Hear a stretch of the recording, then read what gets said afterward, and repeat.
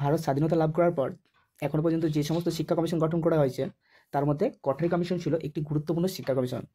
দেখো, স্বাধীনতার পর 1948 আমরা সবাই জানি কি গঠন হয় না, বিশ্ববিদ্যালয় শিক্ষা কমিশন গঠন হয়, যেখানে শিক্ষার উচ্চশিক্ষার দিক থেকে বেশি গুরুত্ব দেওয়া হয়।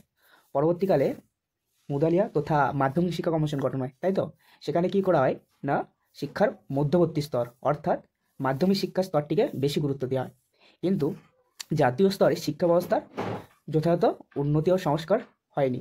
সেই জন্য ভারত সরকার একটি কমিশন গঠন করেন, যার দায়িত্ব নেন ডক্টর ডি.এস. কোঠারি, এবং ওনার নেতৃত্বে এই কমিশন গঠিত হয়, যা কোঠারি কমিশন নামে পরিচিত। এবং কোঠারি কমিশনের সম্পাদক কে ছিলেন? কোঠারি কমিশনের সম্পাদক ছিলেন ডক্টর জে.পি. নায়েক।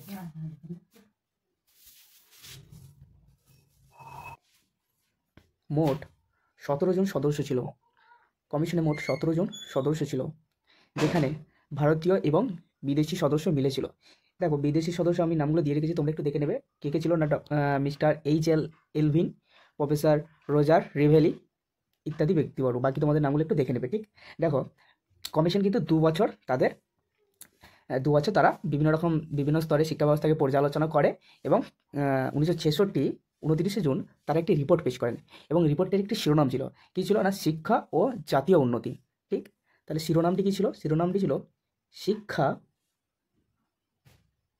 ও জাতীয় অগ্রগতি।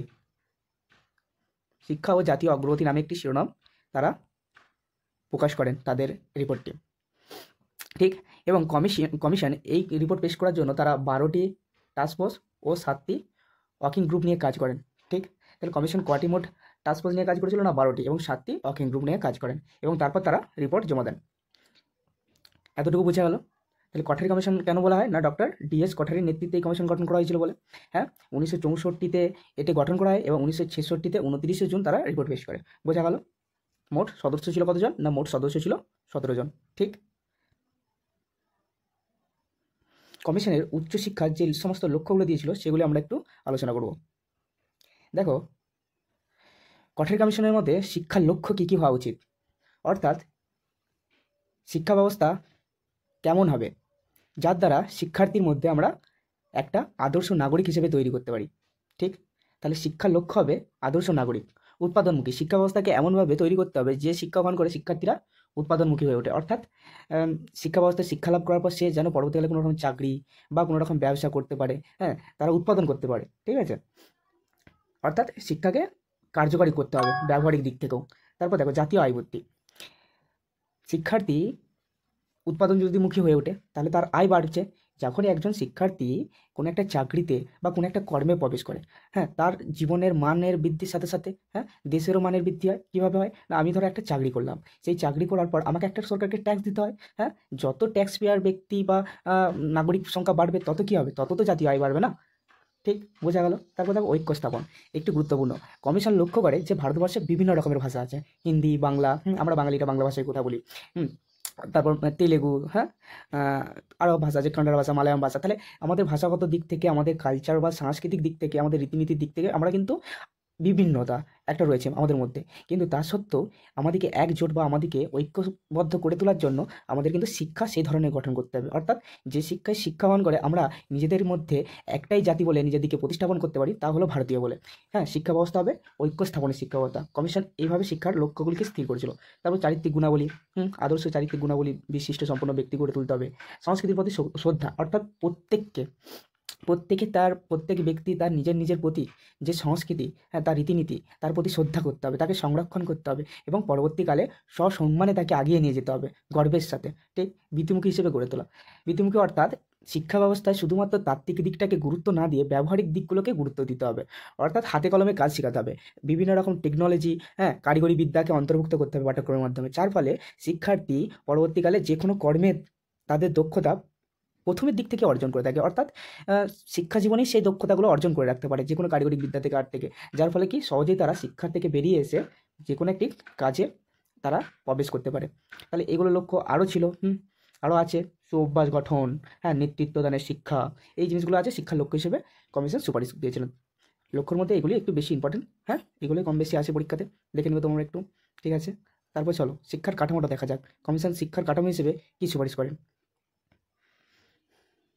দেখো, কমিশনের মধ্যে শিক্ষার কাঠামো হবে 10+2+3+2। এখানে 10+ হবে অর্থাৎ মাধ্যমিক শিক্ষা, তারপর 2+ হবে উচ্চ মাধ্যমিক শিক্ষা অর্থাৎ 11-12, এবং তারপর 3 বছরের কলেজীয় শিক্ষা যেটা কলেজের first year, second year, third year, এবং 2 বছরের বিশ্ববিদ্যালয় স্তরের শিক্ষা অর্থাৎ আমরা যেটাকে মাস্টার ডিগ্রি করি, ঠিক আছে, 2 বছরে। সেই কাঠামো ছিল। এই কাঠামোটাই কিন্তু কঠারি কমিশন শিক্ষার ক্ষেত্রে দিয়েছিল। বোঝা গেল?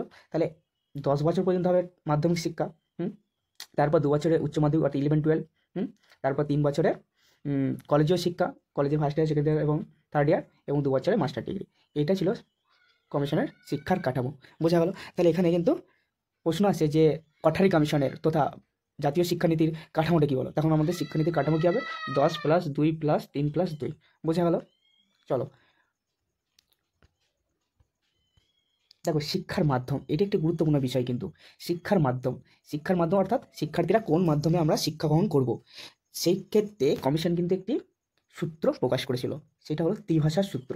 অর্থাৎ শিক্ষা গ্রহণের ক্ষেত্রে 3টি ভাষার গুরুত্বপূর্ণ একটি সুপারিশ করেছিল, যেখানে মাতৃভাষা বা আঞ্চলিক ভাষার কথা বলা হয়, এবং হিন্দি বা ইংরেজি ভাষার মধ্যে যে কোনো একটি ভাষা ও একটি প্রাচীন ভাষা। বোঝা গেল? তবে সাপোজ যে সমস্ত স্টেটে মাতৃভাষা হিন্দি, তাহলে তারা হিন্দি ভাষা শিখছে, শিক্ষা গ্রহণ করছে, এবং তার সাথে সাথে তাদেরকে একটা ইংরেজি ভাষা শিক্ষা গ্রহণ করতে হচ্ছে, দুটো হয়ে গেল, এবং তাছাড়া একটি যে কোনো প্রাচীন ভাষা তাদেরকে শিখতে হতো শিক্ষা গ্রহণের মাধ্যম হিসেবে। এইটাই ছিল শিক্ষার ত্রিভাষার সূত্র। এটাও কিন্তু বিভিন্ন পরীক্ষায় এসে থাকে যে শিক্ষার ত্রিভাষার সূত্রটি কী এবং এটা কোন কমিশন সুপারিশ করেন। তাহলে এটা কি উত্তরে যাবে? শিক্ষার ত্রিভাষার সূত্রটি কঠারি কমিশন সুপারিশ করেন। দেখো, কঠারি কমিশন ভারতের একটি বৃহত্তর শিক্ষা কমিশন, যেখানে একদম প্রাক প্রাথমিক থেকে শুরু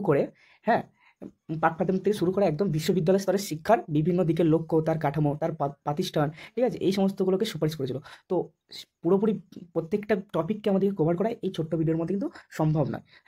তোমরা যদি চাও আমরা এর জন্য একটা বড় ভিডিও আনতে পারি অবশ্যই।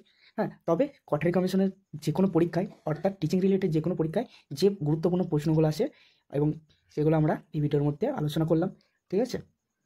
চলো তাহলে দেখা হবে এর পরের ভিডিওতে। Goodbye, take care.